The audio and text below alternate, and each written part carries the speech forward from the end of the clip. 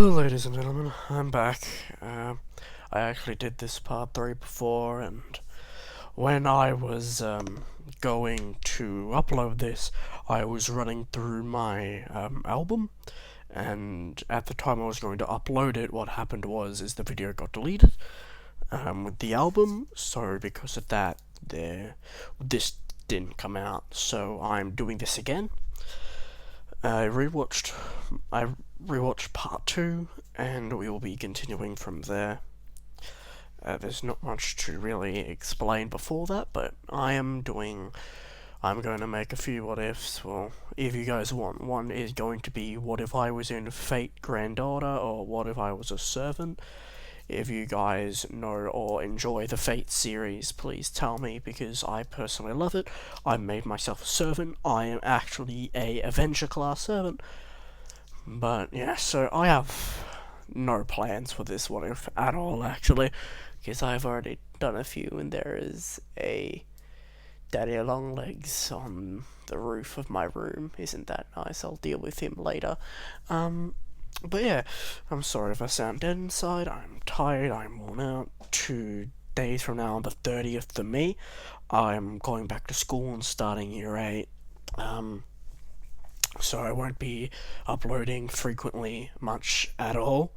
I am honestly really sorry about that, but it's like, I know I don't upload at all, really, and that's pissing you guys off, most likely, or just getting you impatient, and you might start unsubscribing, and I don't care about that. I was like, I don't care about my subscriber count. The only thing I care about is the people that watch my what ifs, and if they enjoy them, and they enjoy my stories, and all of that. If you guys enjoy that, then that's all that matters to me, really. I'm sorry if I'm so quiet, though. Like, I'm just tired. But yeah, so you will not be getting British me, hopefully, but we'll see when this video comes out. But yeah, so in this we are going to be covering a few things. Most of it is side story, but there will be some canon story to it, and the reason a lot of it is going to be side story is because side story is very, very important with this what if. Mainly because, it's like, I didn't mention it before, but I've just been running through, like, what ifs, or, like, events just to get it over with, like, just to get it done, because it's easy to do that. But, yeah, so I will do the, it's like, I will do, the training camp, then the, dorm arc, like how you have, like, the dormitory and all that.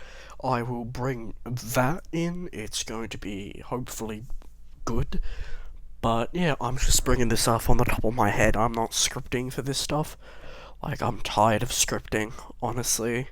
It takes far too long, makes me far too tired, and it's draining. Writing scripts, I give extreme respect to all the what if YouTubers that actually do scripts and script work, and yeah. But if you guys want to talk to me on Discord, my Discord is rx-0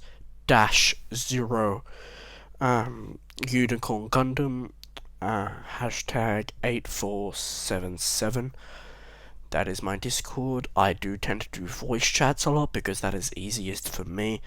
With texts, like, I don't know what's final, or I don't know a good draft when I do it, and I don't know if I'm going to be really truly interested in the what if, but interest will be able to be seen in my voice when I do something like this. The reason I don't sound interested is, yet again, I'm tired, and this what if is, well, it's a beginning thing, and a lot of you guys like it, so I want to do it for you guys, really. I do not remember a lot of what goes on with this, but I'm thinking it's training arc, then tournament, but between the tournament and training camp, I am going to be doing the dorm arc that I mentioned before, so I may as well get onto it. Like, I'm honestly sorry if you find my voice monotone and boring. This is honestly my normal voice. This is, yeah, I'm not excited. I'm really sorry, my laughs won't sound real anymore. They'll just sound fake, forced, and that is what they are. What I do try sometimes, but yeah, anyway, so I will get on with it. So, after the attack on the USJ and the meeting with May, to where Izuku talked with May about technology a bit, and she managed to make a few things for him. And so one of the things, or several of the things she made for him, I got this in from the comment section below, and they are drones, and I'm going to call them Vespa drones. And these drones, they have a wireless battery that connects to Izuku and recharges, etc. And these Vespa drones have high speed, high firepower, but they aren't overly durable. Like, they're durable, but they aren't overly durable. Like, nowhere near Izuku's durability. But, yeah. And these drones, they fit in his back. If you've seen Penny from Ruby, I believe, how she has the, like, I just found out that it's not actually a backpack. They actually come out of her back itself, which is really cool. I don't know how they get tangled in there, but hey, technology. Yeah. So, yeah, hopefully, I don't have a popping filter, because this is my gaming microphone. This is what I use, my gaming headset. This is what I use to record. And this is what I use mostly to speak to friends on Discord or whatever. This is why my voice sounds clear most of the time. But I am recording on my iPad anyway. It has been pretty much 7 minutes now, so I will start this because you guys will probably get out of this video if I keep rambling on. So anyway, after the encounter with Mei and the USJ, and after Izuku got the Vespa drones, Izuku practiced with them a little bit and found out that he could link to these drones and see what they were seeing, and he could use them for recon necessarily. He added a cloaking function onto them too. What it did was basically covered them not in nanobots but in a tech that cloaked them, so they were in a way invisible. And they could be used to blind people with the cloak or not. When it is night, they release a very soft light which manages to cloak them with their metal alloy. It's not hyper futuristic and it doesn't work all great, but it still works. So yeah, after that, Izuku was thinking alone in class and thinking about himself, what he was and who he was. He was beginning to slowly have an identity crisis. Who was he? What was he? What was he designed to be? What did people see him as? And he knew that most villains saw him as a war machine, something that shouldn't exist and should have never existed within the world, and that it is terrible, a creation that is too much for the world, and that is terrible to them. So they see him as a war machine, a mistake, something that shouldn't exist yet again. But because of that, people they still show love to Izuku, and that, hey, we love you, man, you're cool. And that's what keeps Izuku. But over time, Zawa mentioned that they would be going to a training camp to get them prepared for live action scenarios, like scenarios that throw them into an actual battle or a scenario, and that they are going to properly invest in. And they're going to have pro heroes, I don't know, train them. And yeah, so he takes them in a bus yet again. And when they get there, they meet the Wild Pussycats, and I've remembered their name. Yay, I'm actually good at remembering anime names for once. So, what happened was Izuku will not get fawned over by that one chick who is, as stated, since it is part comedy, sorry, there goes my British, part comedy, she is of age for, that. And so, that doesn't happen, but it still happens with other guys, and Izuku just watches and thinks, he's like, what is this, what's going on, why is she acting like that? But she finds out when the other well, of course she can't, says, oh, it's like, they basically age like cats, and she's saying, oh, she's of age, and Izuku's like, oh, so that's why. Yeah, so that's a quirk. It's like, that's an interesting quirk. The fact that I turned into don't mind that, that's my chair. That is my chair being really squeaky because it's rubbing up against my shelf. I won't move that, sorry. But what happens is this, they go into it, and Izuku doesn't train too much. He doesn't train too much, mainly for the matter of the fact that he doesn't need to. He's a machine, so all he does is studies. He studies, that's it. That is literally it. He studies, and he gets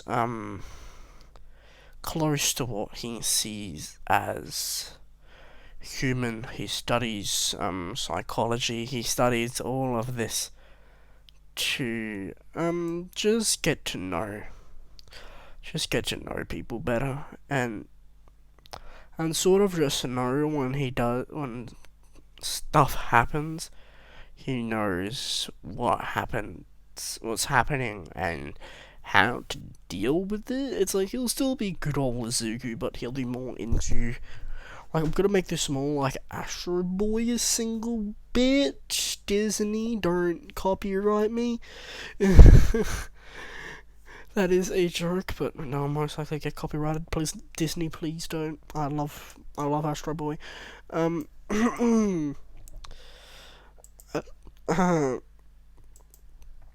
So yeah. But yeah, so they train and all that, but at night Izuku stays awake because, of course, he does not need to sleep. And because he doesn't need to sleep, he doesn't necessarily need to lay down either. So he does his own thing. But eventually, his audio receptors hear something outside from the sounds of it. So he went to go investigate. And there he found Darby, which immediately attacked him. And Izuku dodged the fire and scanned it. Saw that it was pretty damn hot, literally. But it wouldn't affect him, but it would affect a human being. And if it did affect a human being, then it may kill them. And he didn't want that, so what did good old your boy Izuku do exactly? Well, he said, Nabi, that ain't happening anytime soon, anywhere, anyhow, so I'm going to say, hell no. And he says to Darby, I really can't allow you to get inside. With the heat your quirk produces, it's bound to be effective, but also hurt. I don't want other people. I don't want other people to get hurt, so I'm afraid I'll have to stop you now. And that's when Aizawa came out. And he's like, Zuko, what's up? He says, another hero invasion. We need to get other people. We need to get the students ready, just in case. Like the others ready, just in case. And Aizawa nodded, and got the others to get themselves ready. And the hero with the blood quirk, I think, that still happens in canon outside, but then also when they got outside, the same thing happens in canon there. But then one of the Wild Pussycats mentions a boy named Koda. And Izuku scanned through his memories, and he's like, Koda. and nothing. Nothing of Koda. And he's like, where is he? Where'd he go? And one of the chicks said, up in the mountains. And Zuko then looked off and zoomed in with his optics, looking about, scanning everything. I found him, and it doesn't look good. There's another life sign with him, and it isn't a hero. That I know. His quirk is muscle enhancement? He pauses for a second, being a little bit confused, but immediately heads off. And he's like, you take care of the others over here. I'll go save Koda. And he flies off. By the way, this will not go as you think. He will not absolutely trash Muscular. Like in the anime, he will have some or a lot of trouble.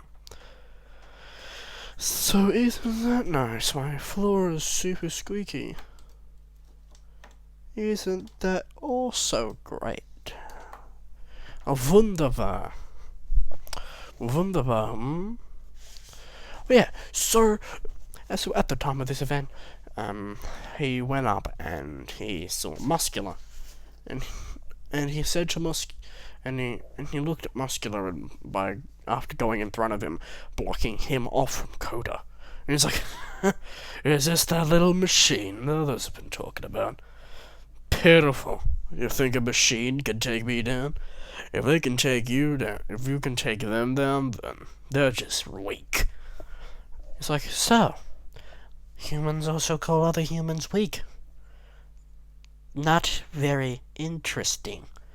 More so barbaric. It seems as though you're just something out from medieval. Like you're a barbarian or a Viking. It's like you're something like that. You have no passion. You only have a passion to fight, to kill, to put people in body bags, correct? And he's like, at least you're a smart one. He's like, indeed. But the thing is, I'm not going to let you get away with this. Muscular grinned. He knew he was gonna have some fun now. That this wasn't just gonna be some good old whoop-de-doo scenario. Shit gon' hit the fan. And oh boy, is it gonna. And it did. Very badly and very quickly. Because for Zuko, shit hit the fan. And when it hit the fan, Zuko began getting absolutely wrecked by Muscular, unable to keep. Well, he was able to keep up with him, but he couldn't outrun such brutish strength. This strength was pure power, not strategy, not anything else. It wasn't a fighting power. It was pure damage output. It was pure strength, nothing more, nothing less. And Zuko didn't know what to do. Frankly, he kept blocking and trading blows, but eventually, he began having trouble. As, well, oh, there goes my blanket on my chair. Isn't that nice?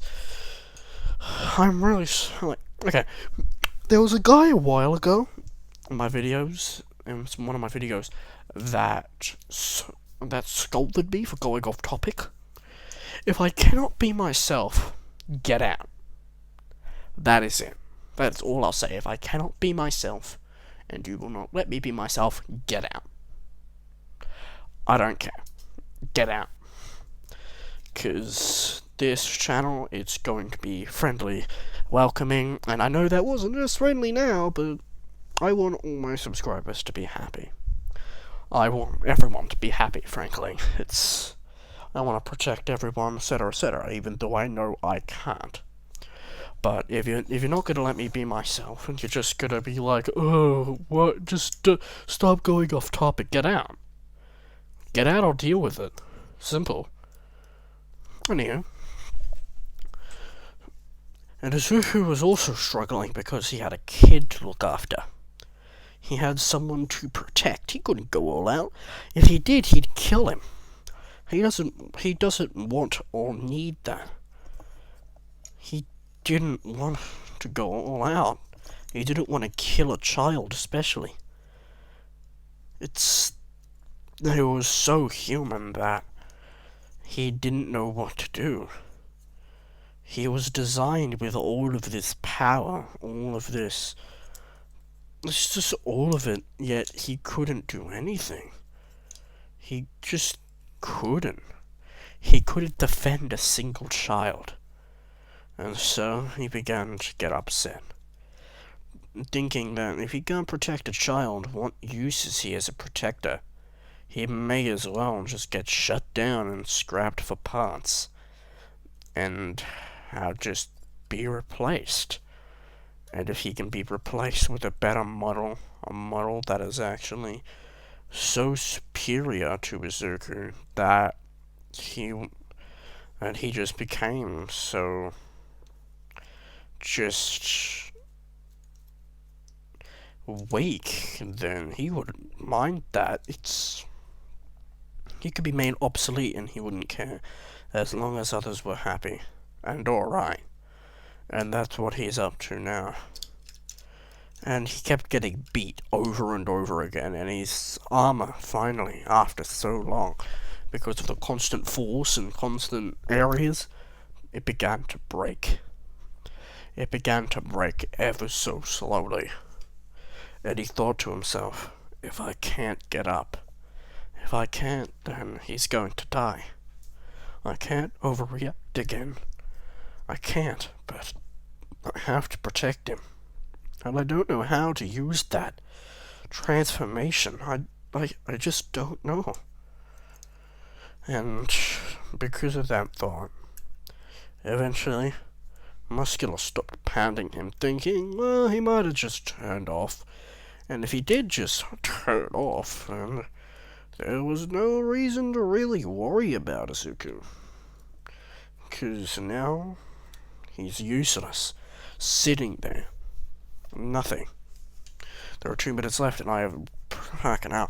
I will finish this off now with a nice boss fight. But eventually, Izuku got up with whirring. I cannot let you hurt that child. I cannot let you hurt Kota.